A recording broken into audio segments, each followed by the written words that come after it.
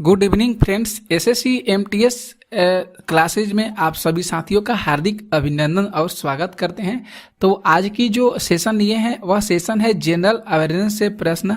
आप सभी साथियों को आज की क्लास में हम कराने वाले हैं।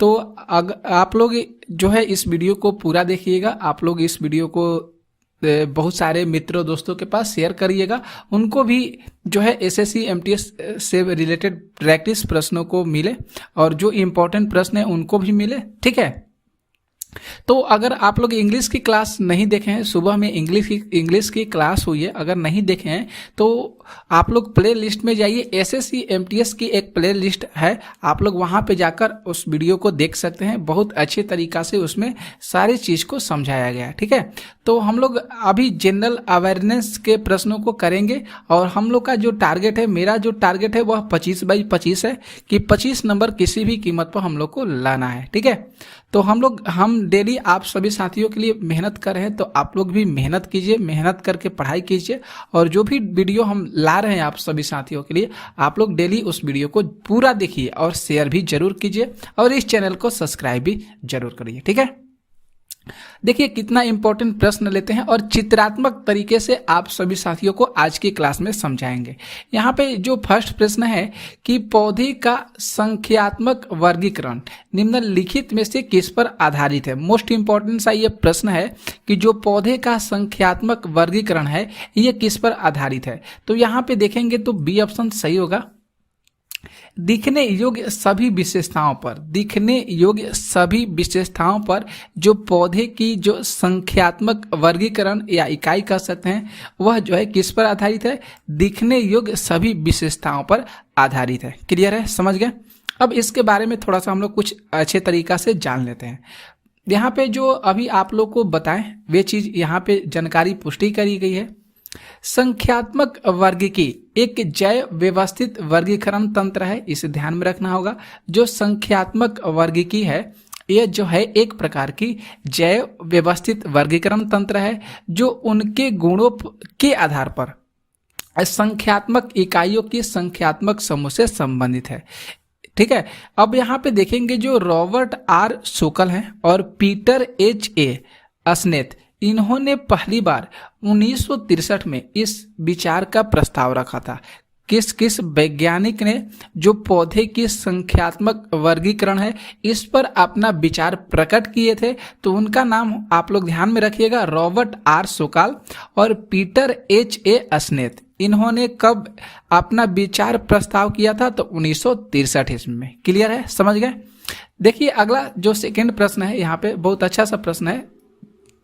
जो यहाँ पे सेकेंड प्रश्न है कि घटम ये क्या है। घटम एक डैश है, घटम एक डैश है। तो हम लोग यहाँ पे फर्स्ट ऑप्शन, जो ऑप्शन यहाँ पे फर्स्ट है इसको हम लोग सिलेक्ट करेंगे, सही करेंगे, क्योंकि घटम जो है ये बड़े आकार का संकीर्ण मोह का मिट्टी का बर्तन जिसका उपयोग तबले के रूप में किया जाता है। मतलब बड़े आकार वाला संकीर्ण मुंह वाला एक मिट्टी का बर्तन है घटम, इसका नाम है घटम, जिसका उपयोग जो है तबले के रूप में किया जाता है। ये चीज आप लोग को समझ में आ गया। आप लोग यहाँ पे देख सकते हैं घटम, ये घड़ा के टाइप का होता है मिट्टी के बर्तन जो कुम्हार बनाता है। ठीक है, तो ये आप लोग यहाँ पे चित्र के माध्यम से देख सकते हैं।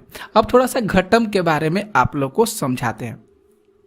घटम जो है सबसे ज्यादा तमिलनाडु में पाए जाने वाला एक यंत्र मुख्य रूप से है जो दक्षिण भारतीय शास्त्रीय संगीत में प्रयुक्त होता है। जो घटम जो है ये सबसे ज्यादा तमिलनाडु में पाया जाता है और ये भारतीय शास्त्रीय संगीत में इस घटम का उपयोग होता है। क्लियर, समझ गए। इसका उपयोग जो है मुख्य रूप से दक्षिण भारतीय शास्त्रीय संगीत समारोह में मृदगम और खंजीरे के साथ किया जाता है। इसका जो घटम का उपयोग है, इसका उपयोग मृदगम और खंजीरे के साथ होता है। जहाँ पे दक्षिण भारतीय शास्त्रीय संगीत समारोह होता है वहाँ पे घटम का उपयोग मृदगम और खंजीरे के साथ होता है। क्लियर है, समझ गए। इसके बाद हम लोग नेक्स्ट प्रश्न देखेंगे, तीसरे नंबर। जो यहाँ पे थर्ड प्रश्न है, यहाँ पे देख लीजिए। थर्ड प्रश्न है कि निम्नलिखित में से कौन दी सीक्रेट ऑफ दी वेद। बहुत अच्छा सा ये पुस्तक है, इसके लेखक का क्या नाम है। दी सीक्रेट ऑफ दी वेद इस पुस्तक के लेखक का क्या नाम है? तो आप लोग यहाँ पे चित्र में देख सकते हैं, यही जो है पुस्तक है और इस पुस्तक के लेखक का नाम श्री अरबिंदो हो जाएगा। इस पुस्तक के लेखक का नाम क्या हो जाएगा? श्री अरबिंदो हो जाएगा। ठीक है, तो आप लोगों को हम कुछ पुस्तक के नाम और उसके राइटर का नाम बताते हैं, इसे ध्यान में रखिएगा। यहाँ पे देखेंगे जो श्री अरबिंदो घोष है, इनकी पुस्तक आप लोग को बताएं the secret of the Veda, the secret of the Veda. Swami Vivekananda का याद कीजिएगा, राजयोग और कर्मयोग, ये जो है इनकी पुस्तक है, राजयोग और कर्मयोग। इसके बाद बात करेंगे एनी बेसेंट। एनी बेसेंट के बहुत बार एग्जाम में प्रश्न आते हैं कि द एशियंट विजडम, ये प्रश्न आता है, और India a nation, India a nation ये किसकी पुस्तक है? तो ये पुस्तक जो हो जाएगा ये एनी बेसेंट की पुस्तक है। द बुक ऑफ लाइफ, ये जे कृष्ण मूर्ति की पुस्तक है। द बुक ऑफ लाइफ ये किसकी पुस्तक है? जे कृष्ण मूर्ति की ये पुस्तक है। समझ में आ गया? तो ये जो पुस्तक और इसके लेखक का नाम बताए हैं, इसे आप लोग ध्यान में रखिएगा। और आप लोग इस वीडियो को साथियों जितना हो सकेगा शेयर कीजिए और आप लोग लाइक जरूर कीजिए, इससे हम लोग को मोटिवेट मिलता है। आप लोग के लिए इतना मेहनत करते हैं तो आप लोग भी कुछ ना कुछ अपना योगदान, अपना सहमति दीजिए और वीडियो को शेयर करते रहिए।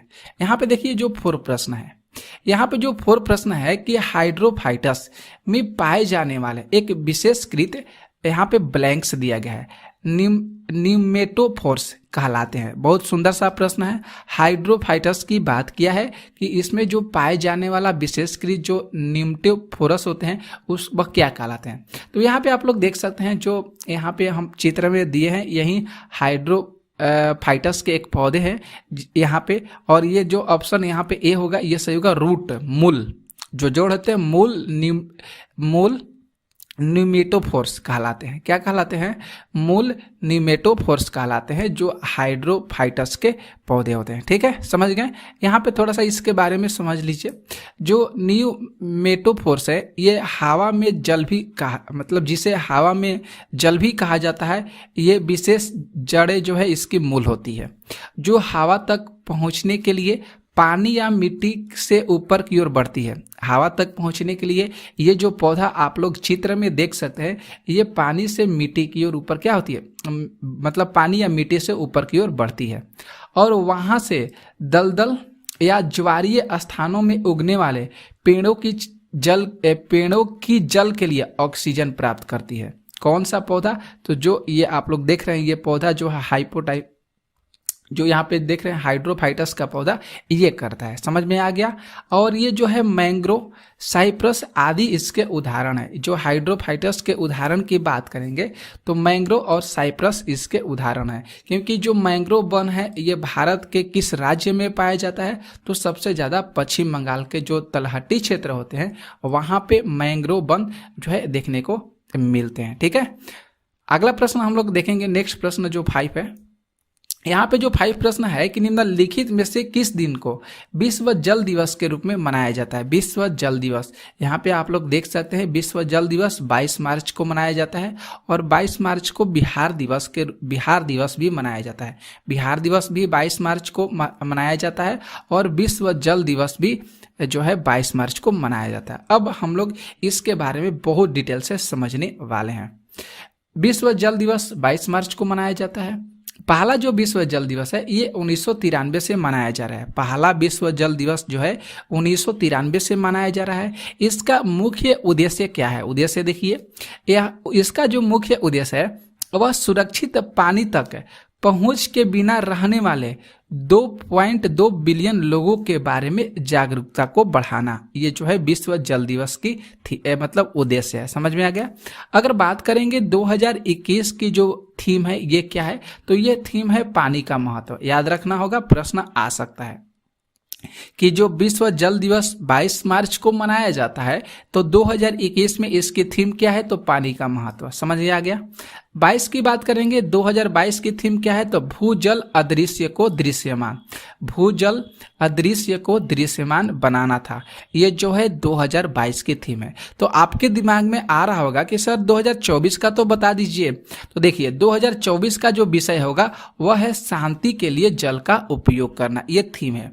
ये 2024 का याद रखिएगा और 2022 और 21 का याद रखिएगा। विश्व जल दिवस 22 मार्च को मनाया जाता है और 2024 की जो विषय है, थीम है, वह शांति के लिए जल का उपयोग करना है। क्लियर है, समझ में आ गया। अगला प्रश्न हम लोग देखेंगे जो 6 प्रश्न है। यहाँ पे जो 6 प्रश्न है कि अर्थवेद कितने खंडों का संग्रह है। अर्थवेद जो है कितने खंडों का संग्रह है, तो ये अर्थवेद जो है 20 खंडों का संग्रह है। ध्यान में रखना होगा कितने खंडों का संग्रह है। माफ कीजिए दोस्तों, अथर्ववेद है, अर्थवेद नहीं है, अथर्ववेद है। अथर्ववेद जो है ये कितने खंडों का संग्रह है, तो ये 20 खंडों का संग्रह है। समझ में आ गया, इसे ध्यान में रखना होगा। इसके बारे में थोड़ा सा समझ लीजिए। जो अथर्ववेद है ये चौथा वेद है। अथर्ववेद जो है चौथा वेद है, वेदों का चौथा वेद अथर्ववेद है, जिसका अर्थ होता है अथर्वों का ज्ञान भंडार, जो दैनिक जिंदगी की प्रक्रिया। ये क्या है, इसका अर्थ क्या है अथर्ववेद का, इसका अर्थ जो है अथर्वों का ज्ञान भंडार, दैनिक जिंदगी की प्रक्रिया। ठीक है, समझ गए। इसमें जो है 6000 मंत्र के साथ 730 भजनों का संग्रह है। ध्यान में रखना होगा, इंपॉर्टेंट है। 6000 मंत्रों के साथ 730 भजनों का संग्रह है, जो 20 पुस्तकों में विभाजित है। अथर्ववेद जो है कितने पुस्तकों में विभाजित है, तो 20 पुस्तकों में विभाजित है। समझ गए। अन्य वेद जो है यजुर्वेद हो जाएंगे, ऋग्वेद है और सामवेद है। क्लियर है दोस्तों, समझ में आ गया तो लाइक जरूर करिए। अगला प्रश्न हम लोग देखेंगे जो 7 प्रश्न है कि आर्सेनिक का रासायनिक प्रतीक क्या है। आर्सेनिक का रासायनिक प्रतीक क्या है, तो AS हो जाएगा। AS जो है यह आर्सेनिक का जो है रासायनिक प्रतीक है। तो आइए हम लोग आर्सेनिक के बारे में समझ लेते हैं। आर्सेनिक है ये का, आर्सेनिक जो है, आर्सेनिक ये आवर्त सारणी के 5म समूह का एक रासायनिक तत्व है आर्सेनिक। ठीक है, इसकी जो स्थिति है फास्फोरस के नीचे और एंटीमनी के ऊपर है। आर्सेनिक की जो स्थिति है ये फास्फोरस के नीचे और एंटीमनी के ऊपर है। ठीक है, आर्सेनिक में जो अधातु के जो गुण है ये अधिक और धातु के गुण कम विद्यमान होते हैं। आर्सेनिक में अधातु के गुण सबसे ज्यादा विद्यमान होते हैं, उपस्थित होते हैं, लेकिन धातु के गुण कम उपस्थित होते हैं। इसे ध्यान में रखिएगा। इसका संकेत AS है, परमाणु क्रमांक 33 है और परमाणु भार 74.96 हो जाएगा। तो ये आर्सेनिक के बारे में था। ठीक है, नेक्स्ट देखिएगा प्रश्न, हम लोग 8 पे चलते हैं। 8 जो प्रश्न है यहाँ पे कि poverty and un British rule in India, इस पुस्तक के लेखक कौन है। बहुत सुंदर सा प्रश्न है। Poverty and un British rule in India, इस पुस्तक के लेखक कौन है, तो इस पुस्तक के लेखक दादा भाई नौरोजी हो जाएंगे। इस पुस्तक के लेखक कौन है, दादा भाई नौरोजी। ठीक है, poverty and un British rule in India. ठीक है, ध्यान में रखिएगा। नेक्स्ट देखिएगा प्रश्न, यहाँ पे जो 9 प्रश्न है, ये यहाँ पे जो 9 प्रश्न है कि संविधान सभा के संदर्भ में निम्नलिखित में से कौन सा कथन सही है। बहुत सुंदर सा प्रश्न है। तो यहाँ पे देखेंगे जो जनवरी 1950 में संविधान सभा ने राष्ट्रगान को अंगीकार किया, बिल्कुल सही बात है। यहाँ पे A ऑप्शन सही हो रहा है। ठीक है, क्योंकि जनवरी 1950 में संविधान सभा ने राष्ट्रगान को अंगीकार किया। अब इसके बारे में थोड़ा सा हम आप लोग को डिटेल से समझाते हैं। भारत का जो राष्ट्रीय गान है वह जन गण मन है। ये मूल रूप से रविंद्रनाथ टैगोर के द्वारा बंगाली में रचित 24 जनवरी 1950 को भारत के राष्ट्रगान के रूप में संविधान सभा द्वारा इसके हिंदी संस्करण को अपनाया गया। तो आप लोग ध्यान में रखिएगा, जो रविंद्रनाथ टैगोर जी हैं ये जनगण मन के तो गाए तो थे, लेकिन बंगाली में गाए थे। ठीक है, और ये जो है 24 जनवरी 1950 को भारत के राष्ट्रगान के रूप में ये संविधान सभा द्वारा हिंदी संस्करण को रूप में इसको अपनाया गया। ठीक है, बंगाली में रविंद्रनाथ टैगोर गाए थे और हिंदी संस्करण के रूप में इसको अपनाया गया। इसे पहली बार जो है 27 दिसंबर 1911 को भारतीय राष्ट्रीय कांग्रेस के कोलकाता अधिवेशन में गाया गया था। कब गाया गया था, तो 27 दिसंबर 1911 को भारतीय राष्ट्रीय कांग्रेस के कोलकाता अधिवेशन में गाया गया था। और राष्ट्रगान को गाने में कितने समय लगा था, तो राष्ट्रगान को गाने में 52 सेकेंड का समय लगा था। कितने लगा था, 52 सेकेंड का। नेक्स्ट देखिए जो प्रश्न है 10 नंबर कि ओक के पेड़ के दृढ़ फल को क्या कहा जाता है। ओक के जो पेड़ है इसके दृढ़ फल को क्या कहा जाता है, तो इसे दृढ़ फल को बलूत का पेड़ कहा जाता है। बलूत का जो फल है इससे कहा जाता है। ठीक है, आप लोग यहाँ पे जो है फिगर में देख सकते हैं, ये ओक का पेड़ है। ओक का पेड़ का मतलब जैतून का पेड़ कहा जाता है, इसे बलूत का फल कहा जाता है। ठीक है, समझ गए।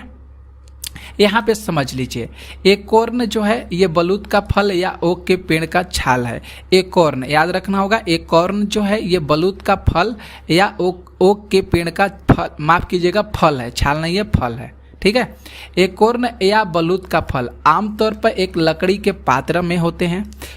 ठीक है, तो ये थोड़ा बलूत के बारे में। यहाँ पे इसके बाद देखिएगा कोला नट है। कोला नट क्या है, तो कोला नट जो है ये कोला के पेड़ या कोला एक्यूमिनाटा और कोला नाइटिडा का फल है। ये मुख्य रूप से पश्चिमी अफ्रीका में कोला नट का जो पेड़ है ये पाया जाता है।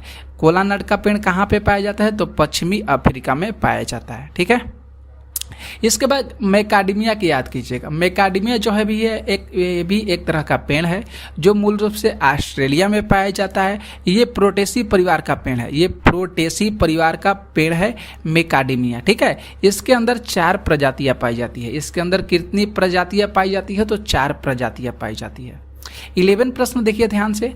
निम्नलिखित में से कौन एक मछली पकड़ने का उपनिवेश था जिसका उपयोग प्राचीन भारत में रोमनों और ग्रीक रोमनों के साथ व्यापार करने के लिए एक बंदरगाह के रूप में किया जाता था? तो इसका नाम हो जाएगा, ऑप्शन यहाँ पे जो सही होगा अरिकमेंदु। यहाँ पे ए ऑप्शन से हो रहा है, यहाँ पे क्या होगा, ए ऑप्शन से होगा अरिकमेंदु, जो मछली पकड़ने का उपनिवेश था। इसका उपयोग जो है प्राचीन भारत में रोमानों, देख सकते हैं रोमनों और ग्रीक रोमनों के साथ व्यापार करने के लिए किया जाता था। अरिकमेंदु। ठीक है, इसके बारे में समझ लीजिए। अरिकमेंदु जो है एक मछली पकड़ने का उपनिवेश है। इसका उपयोग प्राचीन भारत में किया जाता है बंदरगाह के रूप में व्यापार करने के लिए। अरिकमेंदु जो है ये भारत के स्थित एक पुरातत्व स्थल है। अरिकमेंदु इस बंदरगाह के द्वारा चीन, मालया और रोम के साथ व्यापार होता है। इस बंदरगाह के द्वारा चीन, मालया और रोम के साथ जो है मछली पकड़ने का व्यापार होता है। समझ गए। अगला प्रश्न देखेंगे, करंट अफेयर से प्रश्न है कि हाल ही में किस देश ने भारत को मुफ्त पर्यटक वीजा प्रदान किया? कौन सा देश है, तो उस देश का नाम हो जाएगा श्रीलंका। उस देश का क्या नाम है, तो उस देश का नाम श्रीलंका है। अगला प्रश्न देखिए, 13 प्रश्न है। उड़ीसा ने प्रत्येक ग्रामीण घर में 100% क्रियात्मक घरेलू नल के पानी के कनेक्शन प्रदान करने के लिए ब्लैंक्स दिया गया है।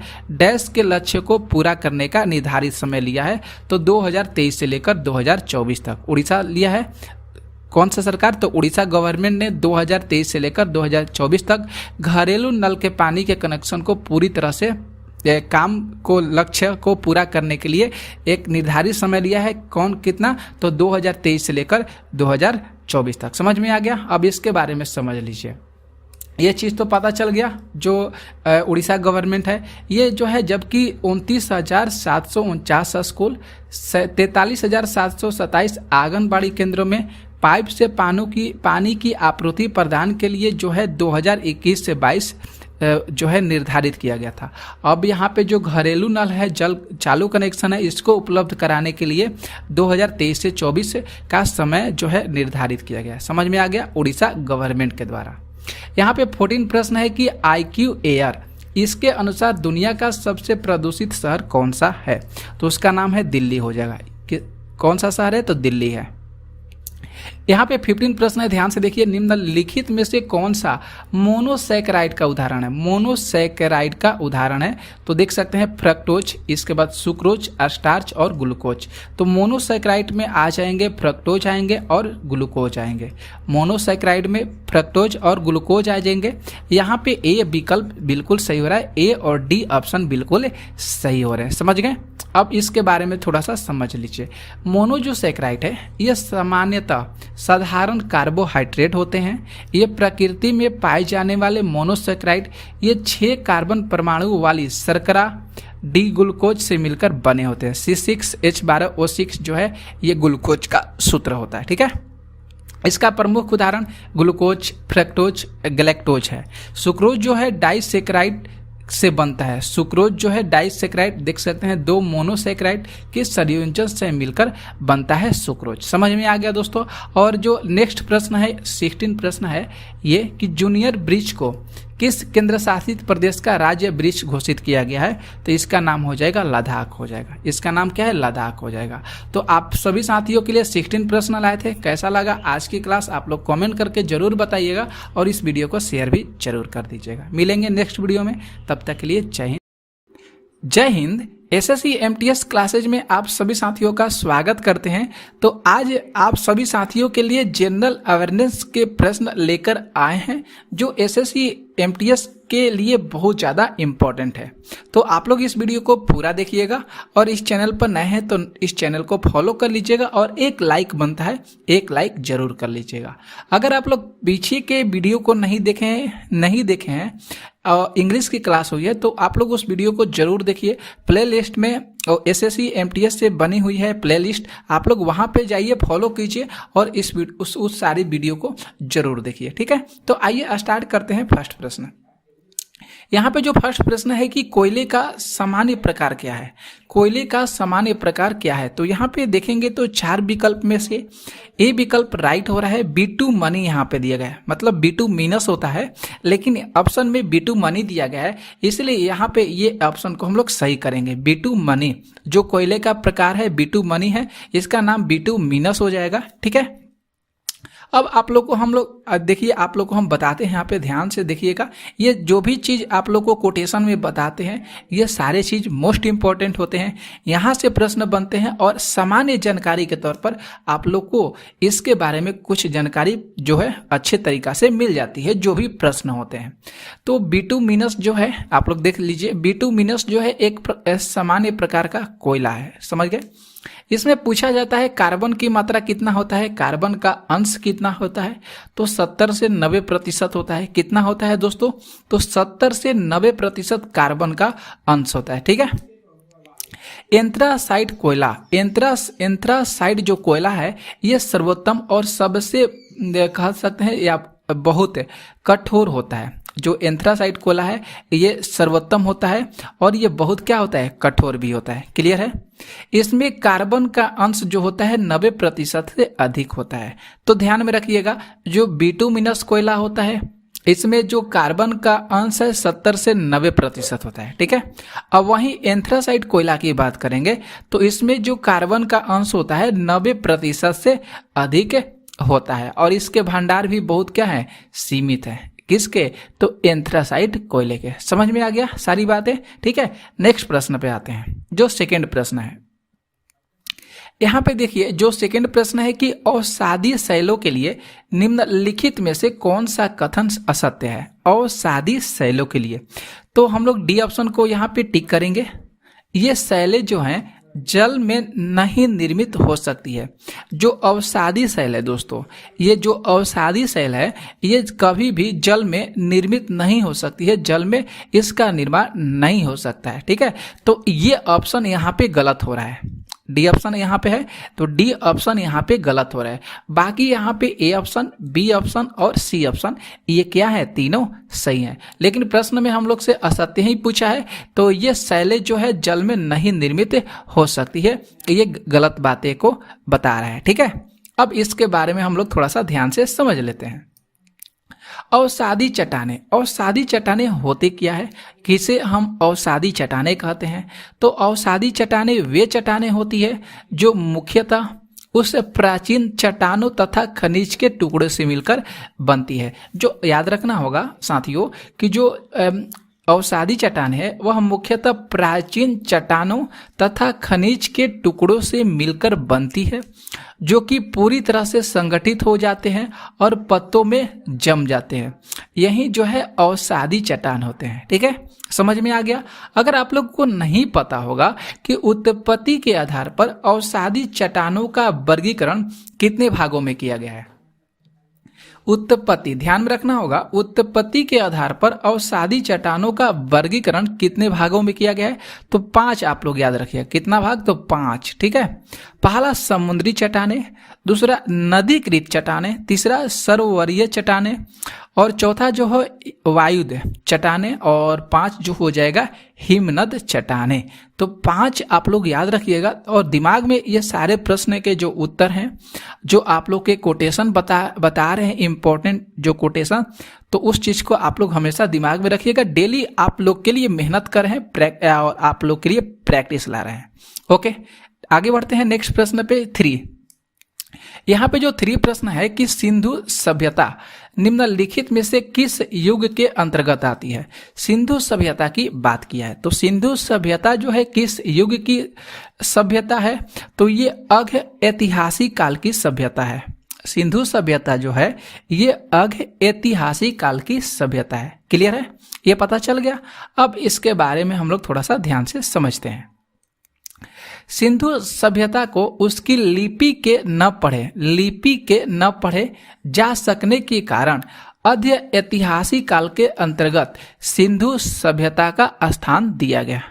समझ में आ गया कि अर्घ ऐतिहासिक काल में सिंधु सभ्यता का स्थान क्यों है, क्योंकि सिंधु सभ्यता की जो लिपि है उसको नहीं पढ़ा गया। मतलब उस समय जो है सिंधु सभ्यता की लिपि नहीं पढ़ा गया, जिसकी वजह से इसका जो जगह मिला वह अर्घ ऐतिहासिक काल में मिला। अर्घ ऐतिहासिक काल में मिला इसका स्थान सिंधु सभ्यता का। क्लियर है दोस्तों, आगे देखते हैं। तृतीय कांस्य काल की जो ताम्र प्रसारिक सभ्यता है, इसमें रेडियो कार्बन विश्लेषण के आधार पर 2500 ईसा पूर्व में विद्यमान मानी जाती है। जो तीसरी कांस्य काला है जिसका नाम है ताम्र प्रसारिक सभ्यता।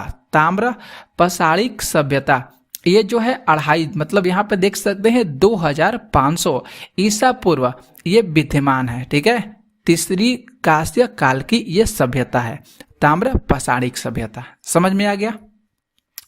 यह सभ्यता जो है अपने उत्कृष्ट काल में 2350 से लेकर उत्कृष्ट काल में देखिएगा 2350 से लेकर 1750 ईसा पूर्व अर्थात कितना हुआ, तो 500 वर्ष तक रही है।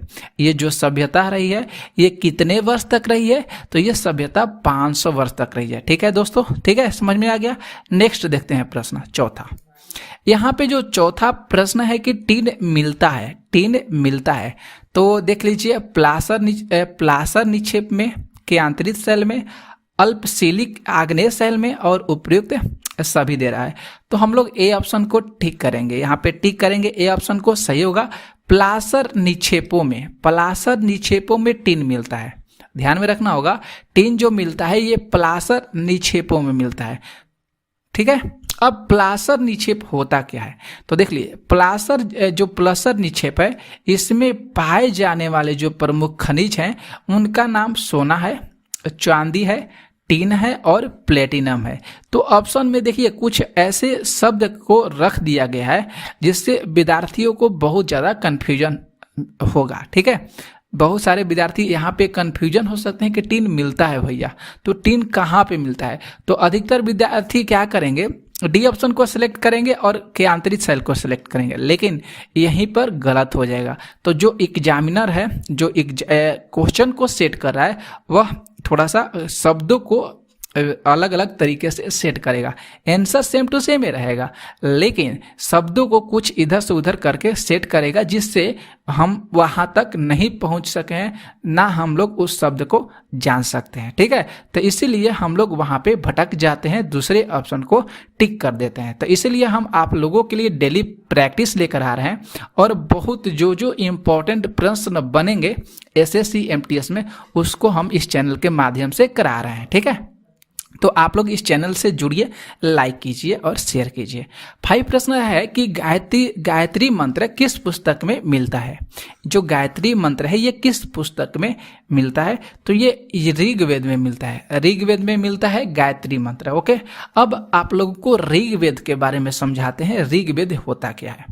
तो देखिए, सविता सूर्य देवता की स्तुति में रचा गया गायत्री मंत्र, जो गायत्री मंत्र है यह सूर्य देवता की स्तुति में रचा गया एक प्रकार का गायत्री मंत्र है, जो ऋग्वेद के 3य मंडल में उल्लेखित है। ऋग्वेद के 3य मंडल में गायत्री मंत्र मिलता है। समझ में आ गया, प्रश्न आ सकता है।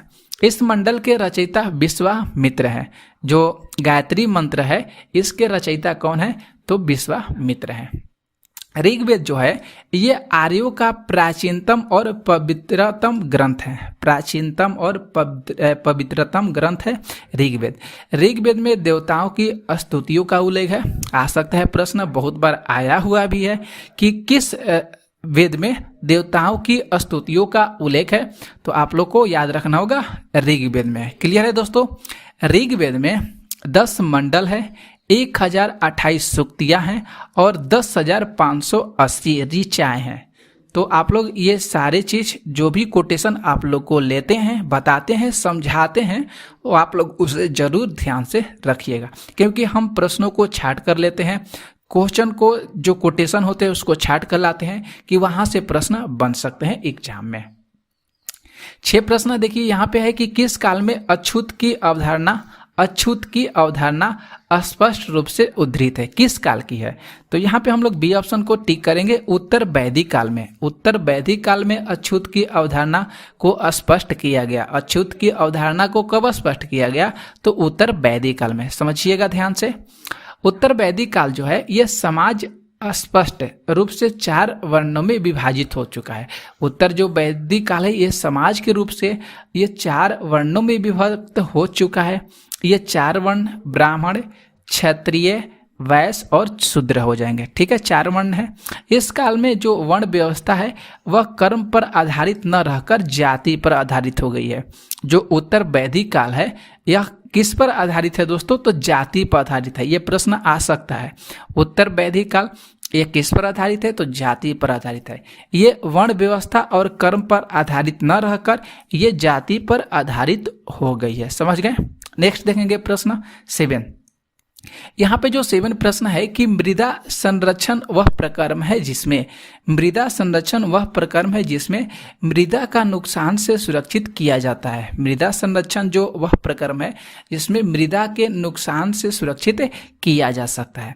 तो वही बात है, कृषि प्रणाली में सुधार करके काफ़ी हद तक इस मृदा प्रणाली को, मृदा का जो नुकसान हो रहा है, मिट्टी का कटाव हो रहा है, इसको रोका जा सकता है। इसमें फसलों का चक्रण, सीढ़ीदार कृषि, ढालों पर जो समुच्चय रेखीय जुताई करना, ये सारे जो हैं ये मृदा के जो मिट्टी का कटाव है इसके उपाय हैं। तो हम लोग को ऐसा ही करना चाहिए जिससे मिट्टी का कटाव न हो सके, मृदा का नुकसान न हो सके। समझ गए दोस्तों? नेक्स्ट देखेंगे प्रश्न। यहाँ पे जो 8 प्रश्न है कि भारतीय संविधान को अपनाया गया था। भारतीय संविधान को अपनाया गया था तो संवैधानिक सभा द्वारा भारतीय संविधान को अपनाया गया था। क्लियर है?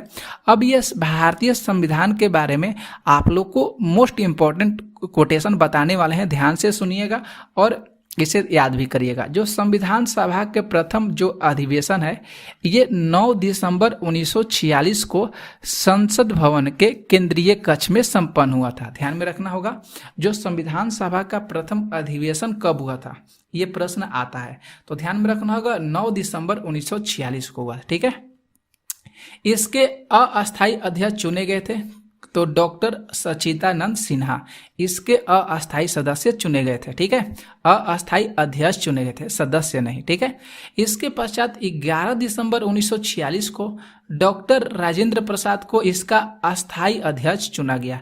तो यहीं पे कंफ्यूजन होता है। अस्थायी अध्यक्ष कौन थे? तो डॉक्टर सचिदानंद सिन्हा। अस्थायी अध्यक्ष कौन थे? तो डॉक्टर राजेंद्र प्रसाद। ठीक है, अब इसके बाद आगे देखिए 13 दिसंबर 1946 को जवाहरलाल नेहरू द्वारा इसका उद्देश्य व प्रस्ताव प्रस्तुत किया गया। उद्देश्य प्रस्ताव प्रस्तुत जो है किसके द्वारा किया गया? तो जवाहरलाल नेहरू के द्वारा किया गया था। ठीक है, आगे देखिए विचार विमर्श के बाद जब इतना सारा कुछ हो गया तो उस समय विचार विमर्श हुआ। कब तक चला ये विचार विमर्श? तब 22 जनवरी 1947 का संविधान सभा के सदस्यों ने अपना उद्देश्य प्रस्तावित किया और सर्वसम्मति से इस जो सभा है, इस संविधान सभा, इसको क्या किया गया? पास किया गया। ठीक है, और 26 नवंबर 1949 को भारतीय संविधान द्वारा इसको अपनाया गया। तो ये सारी चीज़ इतना प्रोसेस हुआ था, इसे याद रखिएगा, ध्यान में रखिएगा। अगला जो प्रश्न है 9 यहाँ पे कि 800 से लेकर 600 ईसा पूर्व का जो काल है ये किस युग से जुड़ा है? तो याद रखना होगा ये जो युग है ये ब्राह्मण युग से जुड़ा है। जो 800 से लेकर ईसा पूर्व का जो काल है ये ब्राह्मण युग से जुड़ा हुआ है। क्लियर है दोस्तों। अब देख लीजिए यहाँ पे वही चीज यहाँ पे बताया गया है। 600 से 300 ईसा पूर्व का जो समय है जिसको हम सूत्र युग भी कहा जाता है, सूत्र युग के नाम से जाना जाता है, 600 से लेकर 300 ईसा पूर्व तक। ठीक है। अगला जो प्रश्न है 10 कि संगम युग में उरेवर किस लिए विख्यात थे। संगम युग में उरेवर जो थे ये किस लिए विख्यात थे, तो ये विख्यात थे कपास के व्यापार के महत्वपूर्ण केंद्र के लिए। कपास के व्यापार का महत्वपूर्ण केंद्र के रूप में जो जाना जाता है उरेवर जाना जाता है। ठीक है। अब इसके बारे में थोड़ा समझ लीजिए। संगम काल में जो उरेयूर है जो सूती वस्त्र और कपास के व्यापार के लिए सबसे प्रसिद्ध जाना जाता है। उरेयूर नामक स्थान का वर्णन जो है एक अज्ञात लेखक द्वारा रचित जिसका नाम है Periplus of the Erythraean Sea, Periplus of the Erythraean Sea इनके द्वारा किया गया था। ठीक है। अगला प्रश्न देखिएगा 11 जो प्रश्न है कि निम्नलिखित में से कौन सा महाद्वीप क्षेत्रफल के अनुसार सबसे बड़ा है, तो ये अफ्रीका महाद्वीप है। अफ्रीका महाद्वीप क्षेत्रफल के अनुसार सबसे बड़ा है। देख लीजिएगा ध्यान से। पृथ्वी की सतह पर जो 71% जो क्षेत्र में जल और 29% क्षेत्र में भूमि है। ठीक है। तो भू सतहों को एशिया, अफ्रीका, उत्तरी अमेरिका, दक्षिणी अमेरिका, यूरोप, ऑस्ट्रेलिया, अंटार्कटिका में विभाजित किया गया है। जो भू सतह है जो भूमि है केवल इसमें इतना सारे चीज में विभाजित किया गया। ठीक है। और जो 71% जल है ये तो है ही। ठीक है। समझ गए आप लोग। अगला प्रश्न हम लोग देखते हैं 12 प्रश्न है कि पूर्वी समुद्री की स्वामिनी का नाम क्या है। बहुत अच्छा सा प्रश्न है। पूर्वी समुद्री की स्वामिनी का क्या नाम है, तो नाम है श्रीलंका। क्या नाम है? श्रीलंका। ध्यान में रखिएगा। जो पूर्वी समुद्री की स्वामिनी है उसका नाम श्रीलंका है। इसे हिंद महासागर का मोती भी कहा जाता है। ध्यान में रखना होगा हिंद महासागर का मोती किसे कहा जाता है, तो हिंद महासागर का मोती श्रीलंका को कहा जाता है। किसे कहा जाता है साथियों, तो श्रीलंका को कहा जाता है। अगला प्रश्न यहाँ पे जो है 13 कि भागवत संप्रदाय के विकास में किसका योगदान अत्यधिक था। भागवत संप्रदाय के विकास में तो योगदान जो था वह गुप्त का था। किसका योगदान था सबसे ज्यादा, तो गुप्त का था। ठीक है। यहाँ पे देखिए थोड़ा सा, भारत में भागवत धर्म जिसको वैष्णव धर्म का नाम से जाना जाता है, इसका चरमोत्कर्ष 4वीं-5वीं शताब्दी में गुप्तों के शासनकाल में हुआ था। किसके शासनकाल में? गुप्तों के शासनकाल में हुआ था। वैष्णव धर्म के गुप्त शासक ने राजधर्म बनाया। वैष्णव धर्म के जो शासक थे गुप्त शासक, इन्होंने राजधर्म बनाया तथा देवगढ़, इसके बाद भीतरगांव जो कानपुर में है, तिगवा जबलपुर मध्य प्रदेश में, ये यहाँ पे इन्होंने अपने विष्णु मंदिर का निर्माण किए। एक मतलब जो विष्णु मंदिर है उसको प्रतिस्थापित किया। ठीक है। गुप्त राजाओं ने परम भागवत की उपाधि धारण की। गुप्त राजा जो थे ये परम भागवत की उपाधि धारण की, मतलब भागवत धर्म जो वैष्णव धर्म है। ठीक है। अपने सिक्कों में विष्णु के वाहन गरुड़ की आकृति खुदवाई। तो ध्यान में रखना होगा जो वह कौन से सिक्के हैं जिसमें विष्णु के वाहन गरुड़ की आकृति खुदवाई गई है, तो आप लोग याद रखिएगा कौन शासकों के द्वारा? गुप्त राजाओं के शासकों के द्वारा। समझ में आ गया। अगला जो प्रश्न है जो 14 है कि आजीवक संप्रदाय के संस्थापक कौन थे, तो आजीवक संप्रदाय के संस्थापक मखली पुत्र गौसल थे। मखली पुत्र गोसाल थे। ध्यान में रखना होगा। ठीक है।